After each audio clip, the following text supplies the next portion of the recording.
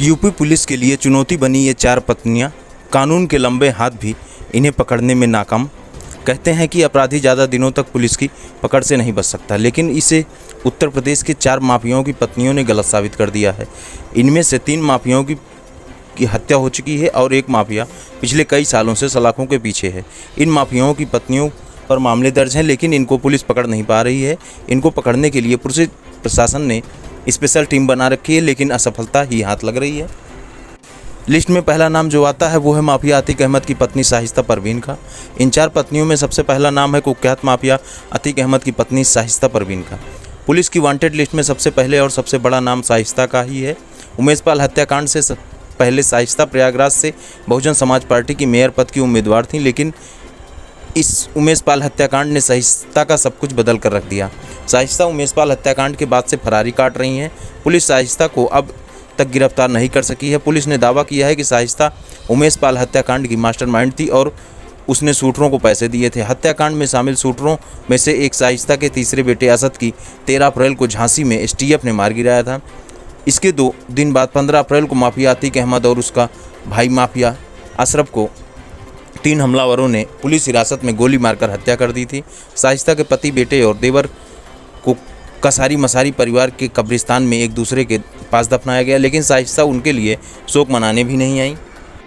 शाइस्ता परवीन को गिरफ्तार करने के लिए एसटीएफ कब्रिस्तान में अलर्ट मोड पर थी। शाइस्ता आएगी, लेकिन ऐसा नहीं हुआ। लगभग 4 महीने हो गए, लेकिन शाइस्ता परवीन का कोई सुराग नहीं लग सका है। शाइस्ता पर 50,000 का इनाम भी है। पुलिस उसकी तलाश में देश के कई राज्यों और शहरों में छापे मार चुकी है, लेकिन उसे सिवाय निराशा के कुछ और हाथ नहीं लग सका है। दूसरा नाम आता है माफिया अशरफ की पत्नी जैनब का।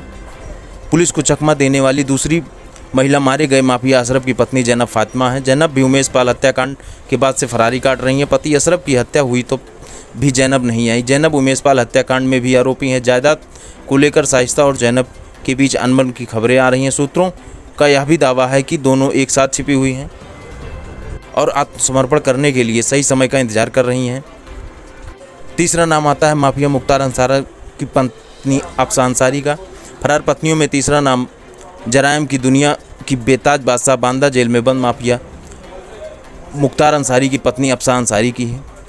मुख्तार अंसारी के अलावा बेटे अब्बास अंसारी और बहू निखत अंसारी जेल में हैं, जबकि मुख्तार के बड़े भाई अफजल अंसारी को भी हाल में ही गिरफ्तार किया गया है। अफसा पर 9 मामले दर्ज किए गए हैं। इनमें से कुछ मनी लॉन्ड्रिंग से जुड़े हैं। कुछ पुलिस अंसारी बंधुओं को हर संभावित ठिकाने पर छापेमारी कर रही, लेकिन अफसा अंसारी पुलिस की पकड़ से बाहर हैं।